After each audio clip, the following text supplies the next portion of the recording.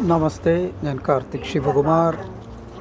അപ്പോൾ എനിക്ക് പറയാനുള്ള ഒരു കാര്യം മാത്രമേ ഉള്ളൂ. ബൈബിളിനെ കുറിച്ചാണല്ലോ നമ്മൾ സംസാരിക്കുന്നത്. നമ്മൾ എക്സ്പെർട്ടൈസ് ചെയ്തിരിക്കുന്ന സബ്ജക്റ്റ് എന്ന് പറഞ്ഞ ബൈബിളാണ്. അപ്പോൾ അതിനകത്ത് യേശു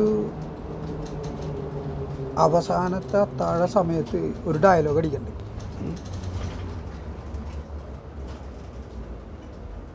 സുഹൃത്തുക്കൾ എന്ന് പറഞ്ഞാൽ സുഹൃത്തിന് വേണ്ടി ജീവൻ കൊടുക്കുന്നവനാണ് സുഹൃത്ത്.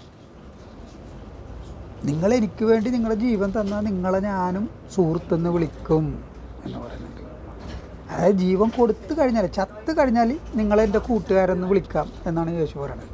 പക്ഷേ ജീവിച്ചിരിക്കെ തന്നെ യേശുവിൻ്റെ കൂട്ടുകാരനായി തീർന്ന ഒരു പരനാറിയുണ്ട് ബൈബിളിൽ. അവൻ്റെ പേരാണ് ലാസർ. അവന് 2 പെങ്ങന്മാരാണ്, മാർത്തയും മറിയയും. ഈ 2 പേരും പിഴകളാണ്.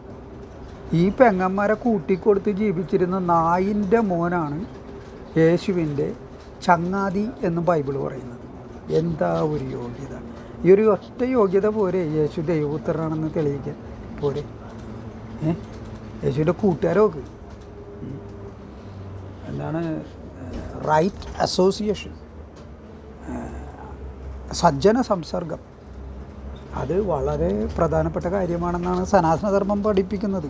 അതായത് ഇതുപോലെ പെൺകുട്ടികളായിട്ടൊന്നും കൂട്ടുകൂടാൻ പാടില്ല. അത് സ്വന്തം ഭാര്യനെ പെങ്ങന്മാരെ കൂട്ടി കൊടുക്കണമെന്ന് മാറി. അവനാണ് ലാസർ. അവൻ മാത്രമാണ് യേശുവിൻ്റെ കൂട്ടുകാരനെന്ന് ബൈബിള് പറയുന്നത്. അപ്പോൾ യേശു എന്തായിരിക്കും മോഡൽ? ആലോചിച്ച് നോക്കി. ഞാൻ വല്ലത് നുണ പറഞ്ഞാണെന്ന് വിചാരിക്കുന്നുണ്ടെങ്കിൽ നിങ്ങൾ ബൈബിൾ എടുത്തിട്ട് യോഹന്നാൻ്റെ പുസ്തകം 10-ാം അധ്യായം 11-ാം അധ്യായം ഒന്ന് വായിച്ചാൽ മതി. അപ്പോൾ നിങ്ങൾക്ക് മനസ്സിലാവും. ഓക്കെ.